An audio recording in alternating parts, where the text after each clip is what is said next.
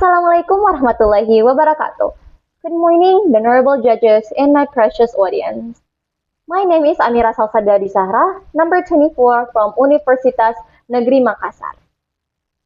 Today, please allow me to speak about a term that we encounter frequently yet come back to infrequently, corruption. I stand before you today not as a speaker, but as a youth who refused to accept corruption as a normal doing. Ladies and gentlemen, you might be wondering what is corruption. So if you didn't know, let me tell you. According to Merriam-Webster, corruption is the definition of a dishonest or an illegal behavior, especially by someone powerful. Nearly every day, whether on social media or in everyday conversation, we as a Gen Z hear a seemingly never-ending topic, corruption. Headlines like corruption case reach 271 trillion rupees and alleged corruption for road construction projects abound. It's no longer surprising, right? But it's commonplace. This is what some people call it dark Indonesia. It's not dark because there is no electricity. It's dark because the values of honesty and integrity are starting to fade. According to the Financial Transaction Reports and Analysis Center, PPTAK, the transactions related to alleged corruption in 984 trillion rupees in 2024, demonstrating the widespread prevalence of corruption in Indonesia. Unfortunately, many of the wrongdoers are public officials who should be role models, not the betrayers of the public's trust. Anyway, we don't need to look far. For example, in our own country, the 9.9 trillion rupees in the procurement of Chromebooks at the Ministry of Education has become a hot topic. The intention to digitize schools was tarnished by allegation of 1.98 trillion rupees in state losses due to price markups and the procurement that did not meet needs.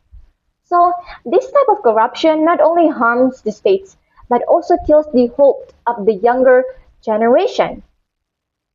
So the question is, what steps can we take? As responsible citizens and young people, we have an important role. The first essential step is that we must start with ourselves. Because if we cannot start with ourselves, we could not prevent any behavior, especially when it leads to corruption. Without self-awareness, we will easily fall into a trap. So the thing is, we should start with ourselves, like self-awareness. The next thing is that we should reject the culture of bribery to make things easier. As the younger generation and upcoming leaders, we should proactively inform others and educate them directly in several environments like homes, schools, workplace, or in other institutions. Or we could even educate them through social media given the advancement of technology in our era, right? Like rapid changes in our technology, especially when it comes to Instagram, TikTok, YouTube, or etc. And you know what? The most important thing is that to remember God and uphold our spiritual values to prevent any harmful behavior like corruption, bribery, and such other things. Ladies and gentlemen, as an education student myself, I realized that my job is not just to teach, but also to educate. As a future educator, I want to instill the values of honesty from an early age. I will teach that the students who achieve high scores in achievement are better success more than getting a high scores by cheating.